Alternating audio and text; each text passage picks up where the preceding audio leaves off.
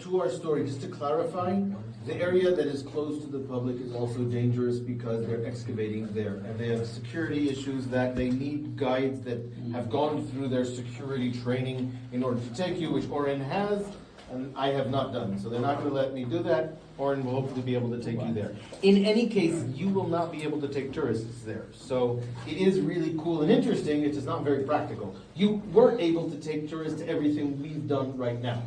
Okay, so therefore it's a bit more practical. Now, where are we? We have continued along the underground water runoff drain. Okay, you can call it a sewer, but again, it's a runoff drain, meaning rainwater will fall down here and run through this all the way down to the area of the Siloam pool from the Second Temple period. Okay, probably there were already installations based in water in this area from the time of Hasmoneans. Who built all of this stuff? I like to say Herodian, because it probably wasn't Herod. It was probably Agrippus, Herod's grandson, the one that did the third wall. Okay? Why is that? Because underneath the pavement that we found above our heads and some of the places down that we found in the new pavement, we find coins from Pontius Pilate. Pontius Pilate was from the year 33, which means that it's after the time of Herod, okay, before the time, and it's understandable why a coin from his time period would be floating around the year 40 when they built this. So that's probably the best explanation of who and when this was built. And Josephus describes that in the days of Agrippus, they rebuilt many of the roads of Jerusalem. Why do you rebuild roads all over the city? Why? And it's true for today too. Why do you rebuild roads? Access to the city is like roads. One, because you need new roads. Two is that you need to give people jobs. It's good for the economy to build stuff. It's good to build stuff. So just understand that's the way it was there. Now these all built. Now a few more things. If you continue down here, one thing is no longer open to the public. Okay, if you get special groups, donors, whatever, you can sometimes see it. I was here when they excavated it, so I got to go into everything. They found under this level a humongous water cistern that's underneath, let's say, the earlier level. Meaning, what I'm saying is the final level here is Agrippus around the year 40. There was probably also something here from the time of Herod that did improvements here. It's not clear exactly where the line is between Herod and Agrippus.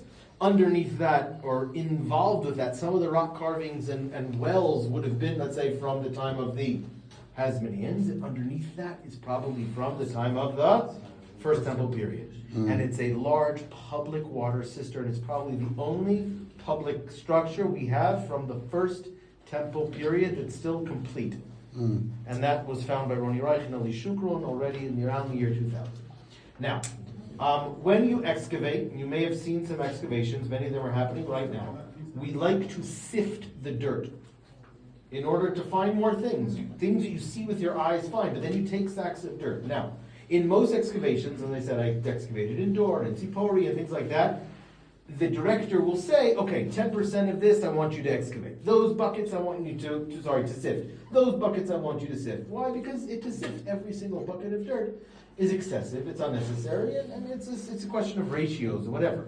Understand that the importance of these sites mean that any bag of dirt could have treasures in them, and so they sift every single bag of dirt that comes out of here. And so far it's proven itself to be important. Now there were some things they didn't need to sift for, like the remains of a Roman soldier's sword.